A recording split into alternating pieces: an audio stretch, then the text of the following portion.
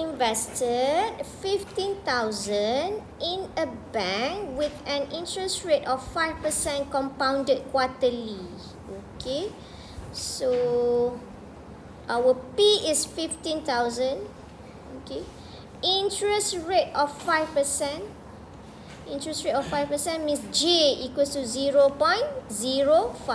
Compounded quarterly, M equals to 4.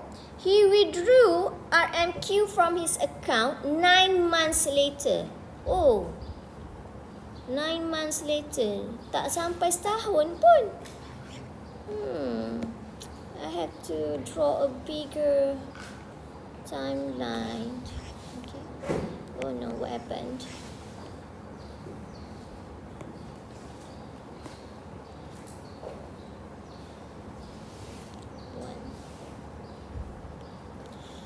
Withdraw Q. 9 months later.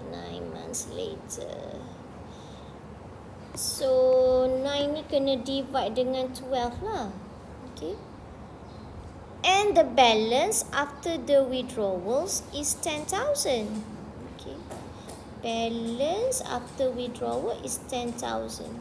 Show that Q is 5,569 ringgit and 56 cents. Okay. Kena guna S. Okay. Kena guna S. Dia withdraw 100,000. So kita tahu ke S dia berapa? Tak tahu.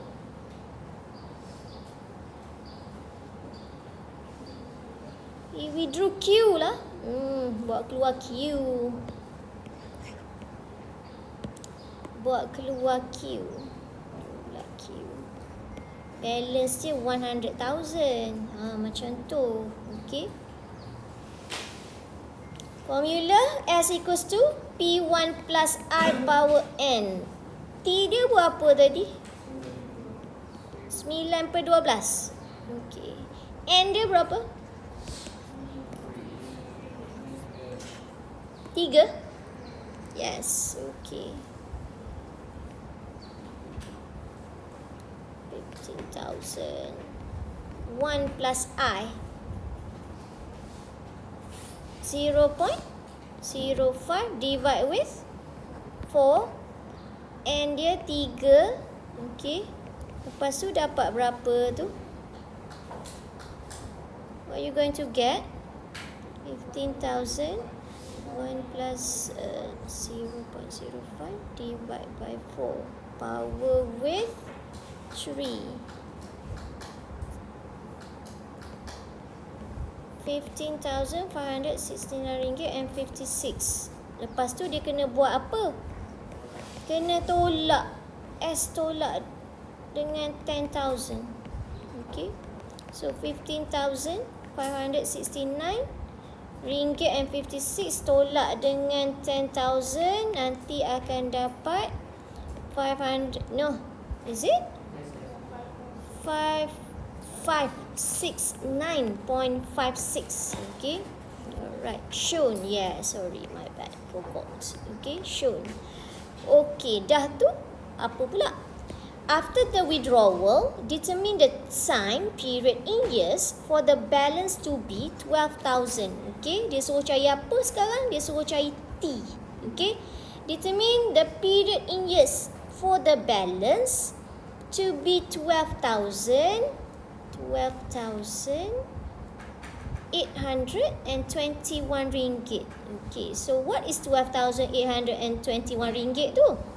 That is our S. Okay, another difference of S. Give your answer to the nearest integer. Oh, kena round off lah kemudian. Okay, alright. So what is our P now? P nak ambil apa? 10,000 sebab balance, right? Okay. I bawa turun sikit yang ini. This is our new P. Let us put as just now as P1. Now is P2. Bring it to for another how many years? Kita nak cari. Okay. Dan dia akan jadi 12,000. Okay. The same formula. Okay, same formula.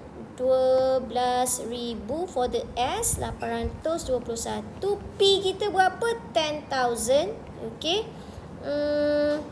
1 plus I. What is I just now? 0.05 divided by 4. Power dengan apa?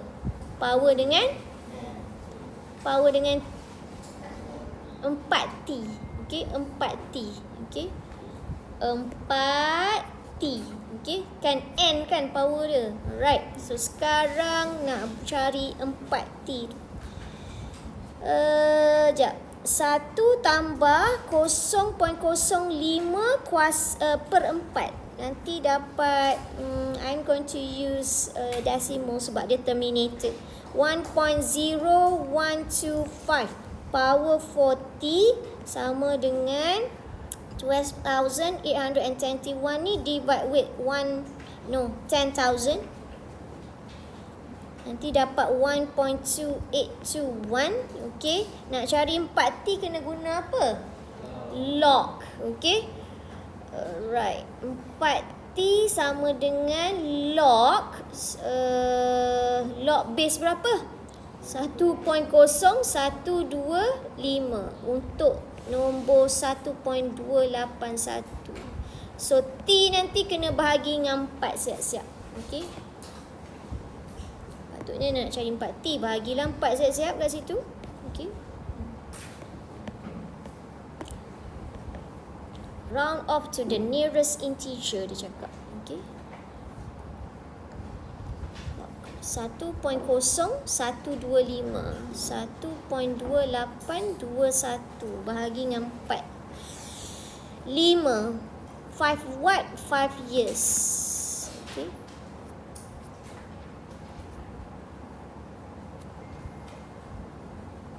Adakah kalkulator yang tak boleh nak guna apa? Base 1.0125, so kena tukar kepada base 10. Okey, tukar kepada base 10 pun boleh. Okey, base 10 maksud dia kena buat log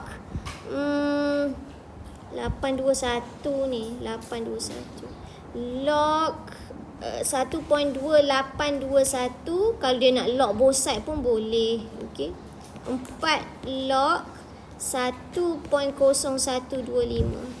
Okay. Ini siapa yang kalkulator dia tak boleh guna log 1.0125. So guna base 10. Okay.